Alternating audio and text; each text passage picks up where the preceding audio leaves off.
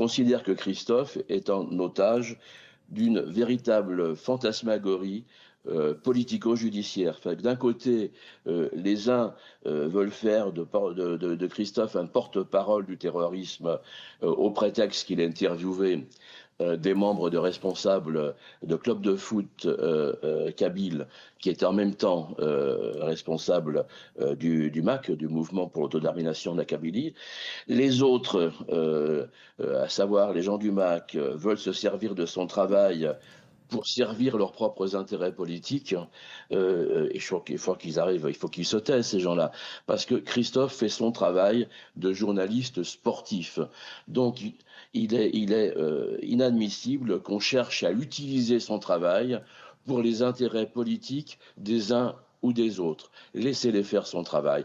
Donc ça, c'est le point de base de notre position familiale et de celle de l'avocat. Laissez Christophe faire son travail de journaliste sportif et que personne ne cherche politiquement à utiliser son travail à des fins politiques. Je parle en particulier du MAC.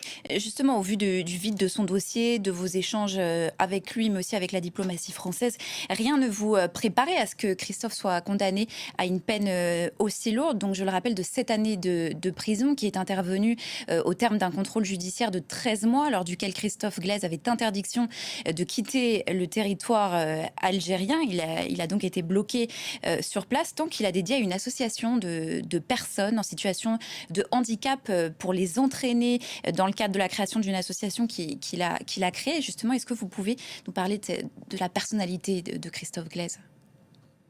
Christophe, c'est quelqu'un de très bienveillant et très respectueux des autres.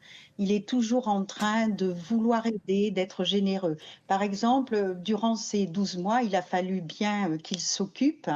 Et donc, il a décidé d'avoir une routine journalière. Il allait dans une salle de sport. Il a rencontré deux frères autistes et comme il est un passionné d'échecs, il leur a enseigné les échecs pendant 2 ou 3 mois. Ensuite, avec cette association d'enfants handicapés, il leur a enseigné le football. Il jouait avec eux au football. Voilà la personnalité de Christophe.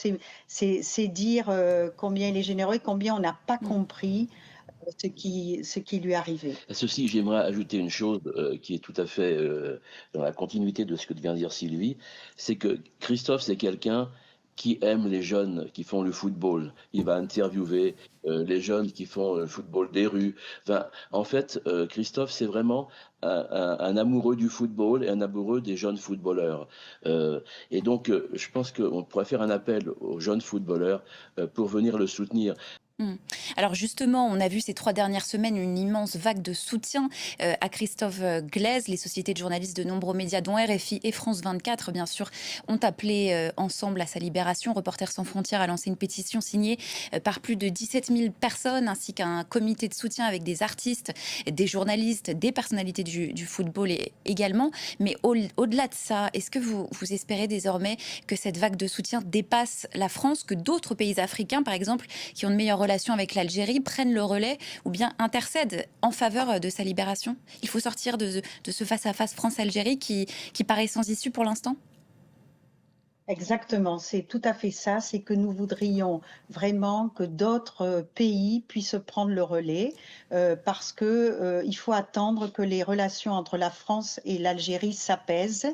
Et donc, c'est pour ça qu'au Parlement européen, nous avons vraiment apprécié que tous les politiques transpartisanes appellent à la libération de Christophe. C'est ça ce que nous voulons vis-à-vis du Parlement européen, vis-à-vis de pays proches de l'Algérie, comme l'Italie, comme des pays africains qui puissent prendre le relais. Ça, ce serait vraiment fort appréciable pour libérer Christophe. Oui, on n'est pas dans un face-à-face France-Algérie, en l'occurrence.